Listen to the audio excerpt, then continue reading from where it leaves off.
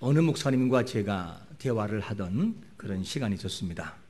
그런데 대화하는 내용을 보니까 이 목사님의 참 과거에 살아왔던 아픈 기억들을 저에게 말씀해 주었어요. 그 이야기는 뭐냐면 자기가 죽을 고비를 갖고 있었는데 간경화 때문에 완전히 포기된 상태에 있었다는 거예요. 양방이든 한방이든지 유명한 교수들이 더 이상 목사님은 살 수가 없습니다. 그러면서 진단을 딱 내려놓고 돌아가십시오. 그냥 기다리시고 그냥 편하게 사십시오. 라고 하면서 진단을 내렸어요. 그리고 그 의사의 예측처럼 온몸은 황달기가 있어가지고 눈이 노랗게 변하고 핏기가 없는 상태로 그냥 그렇게 죽을 날만 기다리고 있었습니다. 마침 그때 목사님이 건축하다가 다 이루지 못한 그런 교회가 있어서 건축을 어느 정도 시작됐는데 어느 날인가 눈이 너무 많이 와가지고 인부들이 와야 되는데 인부들이 오지를 않는 거예요. 너무 이 눈이 많이 쌓여가지고 그대로 둔다면 공사든 그것이 무너질 수 있는 위험한 상황이었습니다. 사람은 없고 어떡합니까? 자기 몸 하나 조치를 수 없는 상태인 목사님이 그 몸을 가지고 눈을 다 치운 거예요. 너무 무리해가지고 합병증이 오고 마른 겁니다. 그리고 재치기가 나오고 콧물이 나오고 그러다가 콧물이 하도 나왔는데 코를 풀다 보니까 이 코가 누렇게 된 코가 나오기 시작하더니만 계속 코에서 흐르는 거예요. 그리고 난 다음에 병원에 갔는데 의사가 고개를 갸뚱갸뚱 하는 거예요. 이상하다는 거예요. 목사님은 죽을 사람인 것이 맞습니다. 그런데 간에서 간경화인데 간에 있던 독이 스스로 퍼지는 것이 아니라 코로 다 나와버렸습니다. 목사님은 하나님이 목사님 살려준 것 같아요. 그러면서 그에게 희망을 줬다는 그런 말을 제가 들었습니다. 그리고 그가 하는 말이 잊을 수 없는 것이 자기 자신의 몸이 그렇게 아픈데도 하나님의 거룩한 성전을 생각하는 마음으로 눈을 다 치우고 죽어도 좋으니 라는 마음을 가지고 눈을 치웠더니만 하나님의 감기를 줘가지고 간에 있는 독소와 이 감기와 싸우게 만들어가지고 나중 코로 다 나오겠다. 그러면서 하나님 앞에 감사하는 그분의 말을 들었는데 지금은 60대이신데 얼마나 건강한지 몰라요. 여러분, 하나님을 위해서 뭔가 하려고 마음을 먹는 인생들은 되게 될 줄로 믿습니다. 이런 역사가 우리에게 있어요. 그런데 우리에게는 하나의 질문거리가 있습니다. 하나님이 일을 하고 하나님의 영광을 위해 하는 일을 감당하면 건강하고 좋고 기분 좋게 잘 되면 얼마나 좋겠어요. 그리고 이왕이면 좀 성공하고 출세해서 우리의 생각대로 최고의 자리에 올라서 일을 하면 너무 좋잖아요. 아프지도 않고 병도 들이지 않고. 근데 왜 이 중요한 찰나에 우리에게 고난이 오는지, 그리고 아무리 생각해 보아도 하나님을 이해할 수가 없어요. 여기에서 이렇게 하면 하나님이 안 되는 거예요. 그리고 아무리 계산해보고 서운하고, 그리고 믿음으로 생각하려고 노력해도 서운한 감정이 떠나질 않아요. 이게 우리의 한계요 상황일 때가 참 많이 있습니다. 여러분들은 하나님에 대해서 반기를 들어본 적이 없으십니까? 찬양대원들은 하나님 아닌 것 같아요, 그러시면 안 되지요, 그러면서 반기를 들어본 적은 없으십니까? 왜 하나님이 그렇게 하셔야만 되지요? 이거는 아니잖아요. 지금 저에게 이렇게 하시면 안 되잖아요. 그러면서 하나님께 반기를 들고 마음이 많이 상한 상태가 우리의 모습이기도 합니다. 오늘 본문에 등장하는 모세, 이 모세라는 사람도 반기를 충분히 들을 수 있는 사람이었습니다. 왜냐하면 이 모세는 그가 태어나는 순간부터 그에게는 자유가 없었어요. 자기의 잘못도 아니고 자기의 어떤 실수가 아니라 그냥 태어나고 바라보니 애굽의 종으로 종의 신분을 가지고 살아가야만 됐어요. 그리고 난 다음에 남자로 태어났다는 이유 하나 때문에 그는 죽어야 됐습니다. 살고 싶었어요. 그런데 그것이 그가 선택사항이 아니라 그 시대의 상의 모습이었기 때문에 그는 더 이상 살 수가 없었습니다. 특별히 모세만큼은 이 부모님이 3개월 동안 모르게 숨기고 버텼어요. 더 이상은 버틸 수가 없습니다. 이제는 부모도 그를 버려야 되고 포기해야만 됐어요. 이것이 모세의 인생의 삶이었습니다. 그는 버림받은 인생이었어요. 이것이 모세의 인생의 출발점이었습니다. 인생이 끝나는가 싶었더니만 바로의 공주의 궁에 들어가서 그 인생 살아가는데 40년 동안 이제는 왕자의 삶을 살아가는 거예요. 그리고 왕자의 삶을 통해서 인생의 최고의 엘리트의 모습을 가지고 살아가게 됐습니다. 모세는 된 줄 알았어요. 이제는 모세는 왕이 될 수 있는 최고의 애굽의 나라의 이 왕으로서 살아갈 줄 알았습니다. 그러던 어느 날 백성들의 고난이 많고 힘든 것을 보기 위해서 잠시 나갔어요. 나갔는데 히브리인하고 애굽인하고 서로 싸우는 거예요. 그렇게 바라보니까 이 모세 입장에서는 이스라엘이 히브리 민족이니까 애굽의 이 사람이 히브리인 이 사람을 너무 괴롭혔던지 가만히 지켜보고 있다가 아무도 없을 때 가서 쳐서 죽였어요. 애굽 사람을. 그리고 머리에 묻어버렸어요. 아무도 안 봤다라고 생각을 했어요. 그리고 다음에 또 나가서 바라보니까 이제는 애굽인과 싸우는 것이 아니라 같은 민족인 히브리인끼리 싸우고 있단 말이에요. 너무 화가 나가지고 아니 왜 이렇게 싸우냐. 지금은 종의 신분도 서로가 유해도 지금 될 그런 때인데 왜 그렇게 서로 싸우느냐. 그러니까 하는 말이 뭐냐면 네가 애굽 사람을 죽인 것처럼 우리에게도 간섭해 죽이려고 그러느냐. 모세가 애굽 사람 죽인 걸 봤다 그 말입니다. 모세가 너무 놀랐습니다. 이 모세가 애굽 사람을 죽인 것은 신 하나가 죽은 문제가 아니라 죽인 이 왕자인 모세는 히브리 사람이고 죽은 사람은 애굽 사람이기 때문에 민족성이 걸린 것입니다. 이것이 왕에게 보고되고 더 이상은 모세는 버텨낼 수가 없는 상황으로 되고 말았습니다. 그리고 모세는 모든 걸 끝내버리고 이제는 도망의 신사요, 이제는 지명수배자가 된 그런 입장이 되고 말았습니다. 여러분 어떻습니까? 모세의 40년의 세월이 얼마나 한순간에 끝나버렸나요? 너무 허무하잖아요. 이거는 병사로의 훈련받은 것이 아니라 왕이 되기 위한 왕으로서의 훈련받은 최고의 엘리트의 훈련을 받은 이 왕자였는데 왜 이렇게 돼야만 되는지, 왜 그렇게 도망을 가야만 되는지, 왕자의 꿈, 이스라엘 향한 동족을 향한 마음, 이제는 더 이상 필요성이 없어졌습니다. 그런 것을 가지고 있다 한들 모세로서는 더 이상은 영향력을 줄 수 없는 것이 모세의 모습이었어요. 지명수배자. 어디를 가든지 모세는 두렵고 떨리는 마음이 모세 입장이었습니다.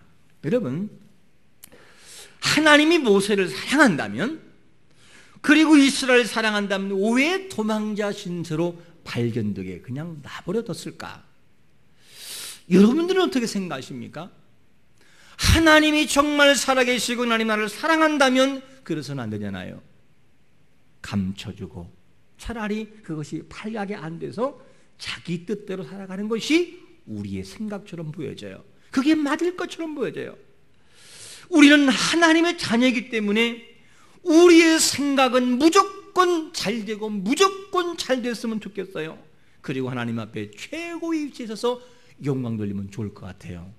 이제 내일이면 명절인데 이런 명절 때 우리가 최고로 성공한 모습을 가지고 다 나타나가지고 형님들, 동서들 다 모인 가운데에 봉투 하나씩 다 준비해가지고 동서 많이 힘들지. 이거 1,000,000원이야. 얼마 안 되는데 좀 보탰어. 1,000,000원 탁 뽑아주면 우리 형님 참 대단한 분이다. 역시 예수 믿는 사람은 달라. 나도 예수 믿어야 되겠네. 그러면서 얼마나 감동받았어요. 그리고 아버지, 어머니 어려울 때 아버님 참 많이 드려야 되지만 1억밖에 안 됩니다. 그거 저기 보태 쓰시고 힘을 내시고 교회 나가셔야죠. 이제는 교회 나가셔야. 예수 믿으면 이렇게 된다니까요. 그래 아들, 내가 아들이 믿는 예수라면 나가야지. 교회 어디요? 이러면서 저는 이 얘기를 상상으로 만들어봤는데 너무 행복했어요. 제게 이런 돈이 있다면 얼마나 좋을까. 1억은 고사하고 10만 원도 없는 것이 우리의 모습이기도 합니다. 여러분, 멋있어 보이잖아요. 당당해 보이잖아요. 누구 앞에 서도 우리를 깔볼 수 없다라고 생각하잖아요. 이것이 우리가 생각하는 예수 믿는 사람들의 모습이라는 것이죠. 하나님이 이런 방법을 몰라서 이렇게 안 하실까? 하나님이 우리에게 이것을 할 수 없기 때문에 안 하실까? 하나님은 우리의 능력을 보고 우리를 쓰는 것이 아니라 하나님을 향한 마음의 준비가 된 그 모습을 보고 쓰고 싶어 하는 것을 믿으시기를 축원합니다. 마음의 문제이지 능력의 문제가 아니라는 것이에요. 여러분, 마음으로 준비가 되면 하나님이 그 사람을 쓰셔요. 왜 하나님은 사막의 잡초 같은 이 모세를 불러야만 됐을까? 왜 하나님이 40대 젊은 나이에 그를 불러서 사용하지 않고 80대에 정말 힘이 없는 그 나이에 이제는 모든 삶에 정말 의욕이 점점 줄어가는 연세가 지긋한 그 모습, 80대의 그 모습에도 왜 그를 불렀냐는 거예요. 하나님 앞에 그는 어쩌면 원망할지도 몰라요. 하나님, 내가 이스라엘 향한 이 마음 아버지가 아시잖아요. 그런데 왜 나를 이렇게 하셨습니까? 내가 젊은 40대에 일을 했다면 벌써 40년이 세월했다면 이스라엘이 이렇게 변했을 텐데 하나님은 모세의 40대의 혈기 있고 정말 힘이 있는 세월을 그냥 지나가겠어요. 그냥 다 흘러가게 만들었어요. 그리고 40년의 세월 동안에 꺾여서 다 꺾여서 자기 의지가 아니고 내가 뭘 할 수 있을까? 그리고 하다 보니 벌써 80대가 됐어요. 이것이 바로 뭐냐면 모세의 모습이었어요. 과거에 모세가 쳤던 그 칼은 왕자의 칼도 아니었고요. 모세가 들었던 홀은 왕으로서의 홀이 아니라 이제는 냄새나고 더럽고 추한 양떼를 지키는 목동이 지키는 지팡이 하는 것 외에는 다른 것이 없습니다. 이것이 모세의 위치였습니다. 왜 이렇게 초라한 모습을 가지고 일을 해야 될까? 왜 하나님이 그러실까? 여러분 이해 가십니까? 하나님이 그렇게 해야만 되는 이유가 뭐냐는 거예요. 하나님은 꼭 그렇게 해서 모세를 쓰셔야만 됩니까? 우리의 생각에는 이것이 잘 이해가 안 될 때가 있어요. 그러나 여러분, 하나님은 무조건 옳으신 것을 믿으시기를 축원합니다. 하나님 그분은 무조건 옳으셔요. 그래서 우리에게 이사야 55장 8절과 9절에서 뭐라고 말씀하냐면 이는 내 생각이 너희 생각과 다르며 내 길은 너희 길과 다름이니라. 여호와의 말씀이니라. 이는 하늘의 땅보다 높음같이 내 길은 너희 길보다 높으며 내 생각은 너희의 생각보다 높음이니라. 할렐루야. 참 그분은 높다는 거예요. 네가 생각할 때는 그것이 옳아 보이는데 아니란다. 그것이 아니야. 그러면서 우리에게 말씀해 주고 있습니다. 40대의 모세를 불러 사용했다면 더 일이 빨리 됐을 텐데, 더 힘있게 됐을 텐데 80대의 도망자의 모세, 실패자의 모습이었던 모세를 불러 어떻게 어디에 쓰려고 그를 부르신 겁니다. 이게 하나님의 계획이었어요. 여러분, 40대의 젊은 나이에도 하나님을 쓰시지만 80대의 노인도 쓰시는 것을 믿으시기를 축원합니다.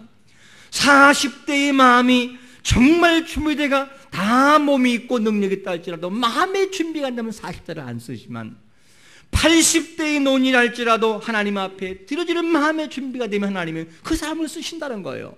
이게 하나님의 계산법이에요. 우리의 생각과 너무나 다른 모습인 것을 알 수가 있습니다. 80대의 모세를 부르시고 사용하시는 그 하나님의 모습, 우리의 이성을 가지고는 도무지 동의할 수 없어요.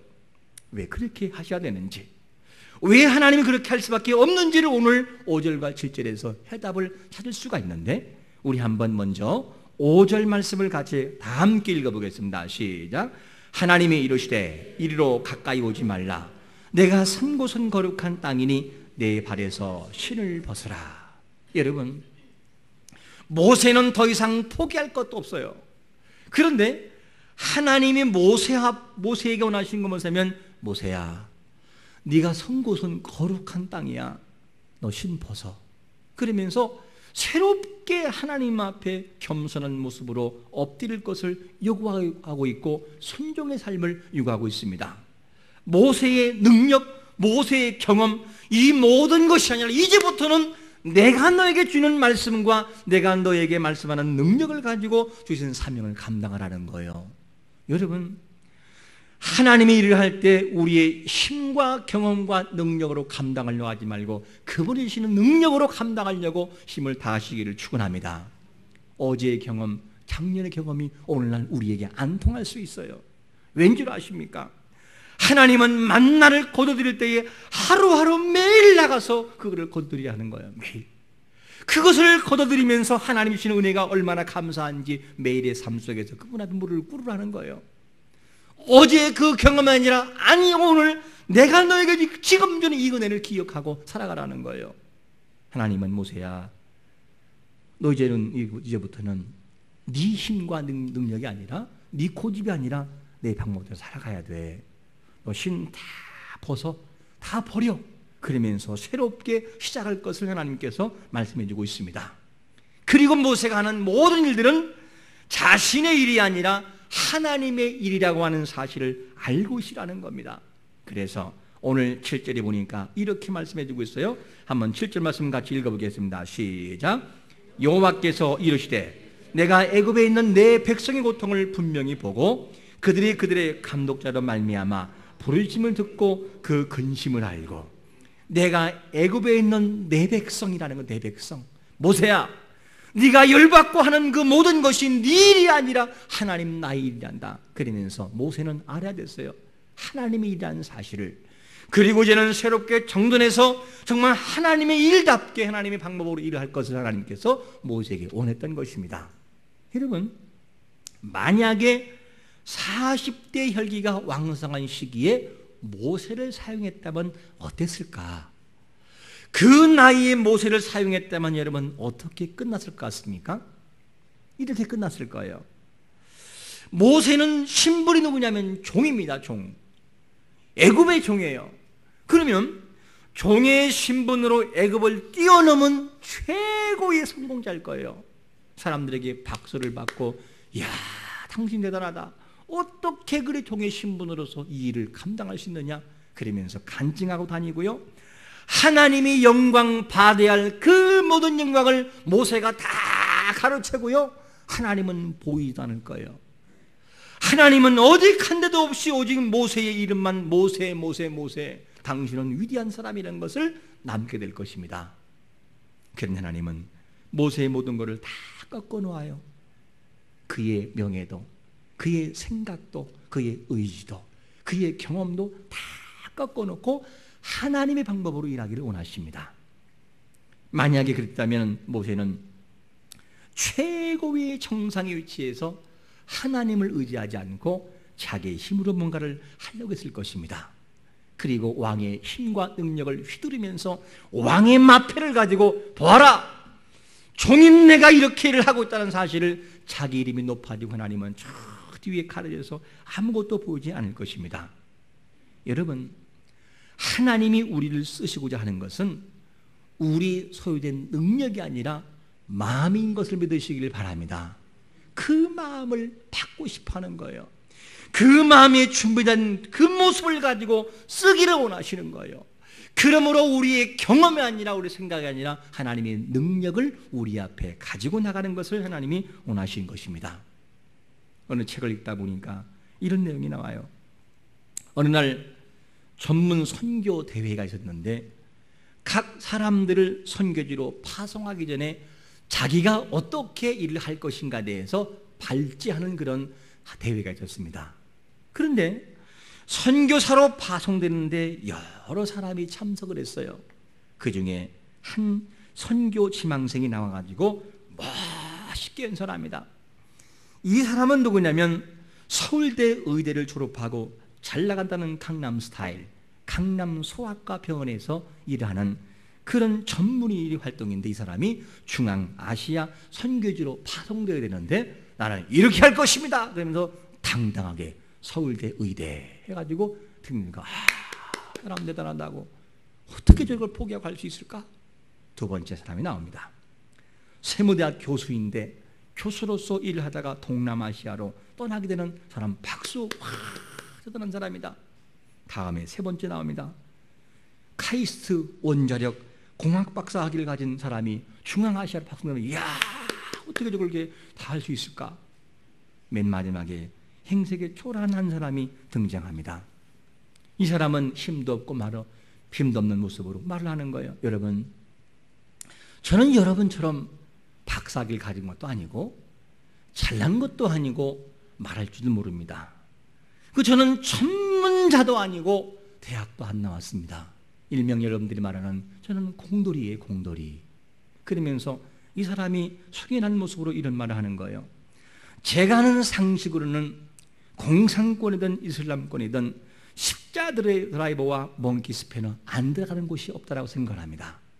저는 일평생 그렇게 조이고 닦고 했는데 이 기술을 가지고 선교 현장에 들어가서 한 영혼에게 영혼을 닦고 조이고 그리고 기름지면서 그렇게 살겠습니다. 이것은 하나님이 기뻐한다고 생각합니다. 사람들이 숙연해졌어요. 성령이 사람들에게 말합니다. 공학박사, 서울대, 너의 모든 것을 내려놓아라. 네 지식이 아니라 네 능력이 아니라 나를 의지하라. 이것 때문에 사람들이 눈물을 흘리면서 정말로 새롭게 선교지로 떠나는 사람들의 마음을 바꿔놓았습니다. 하나님이 우리를 쓰시고자 하는 것은 뭐냐면 순수한 마음, 준비된 그 마음을 원하시는 것이지 능력이 무엇이냐를 보기를 원하지 않는다는 거예요. 그런데 많은 사람들이 이렇게 생각을 해요. 내가 성공한 다음에, 내가 출세한 다음에 출세해야 뭐가 되지. 아니에요. 그런 사람은 출세해봤자 또 그 모습, 그 모양입니다. 그러므로 오늘 여러분 말라 비틀어진 인생이라 할지라도 우리가 하나님 앞의 마음으로 준비가 되면 아론의 쌍난 지팡이처럼 싹이 나는 역사가 있는 것을 믿으시기를 축원합니다. 우리 마음속에 필요한 게 뭐예요? 우리의 자금을 알고 우리의 부족을 알고 그리고 하나님의 크심을 알고 하나님을 의지하는 바로 그 마음을 원하시는 거예요. 그 마음을 가지고 하나님은 일하고 싶어 하시는 것입니다. 우리는 이것을 모르고 착각할 때가 얼마나 많은지 몰라요.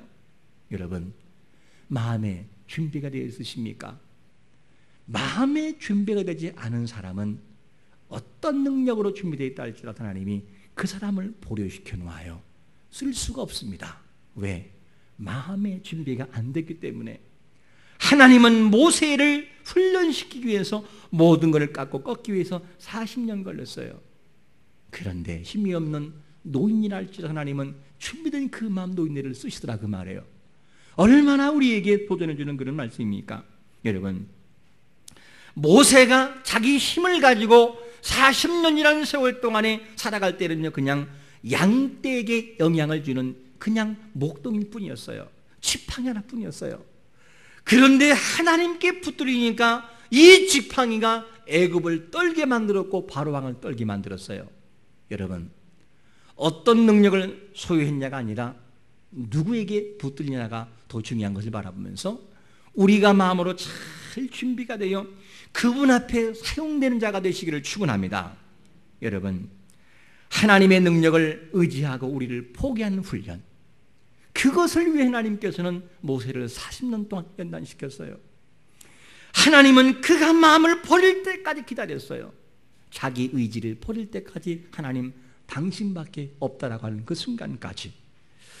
오늘도 우리가 이 마음을 가지고 준비될 때 이스라엘을 해방시키는 도구로 모세가 80대에 불려서 그 귀한 사명을 감당하듯이 오늘도 여러분 나이와 관계없이 준비된 그 마음을 보시고 쓰시는 하나님의 그 역사와 일하심을 찬양하면서 오늘도 마음으로 잘 준비가 되어 하나님의 그 귀한 사역 속에 함께 동역하는 믿음의 동역자가 되시기를 예수 그리스도의 이름으로 축원합니다.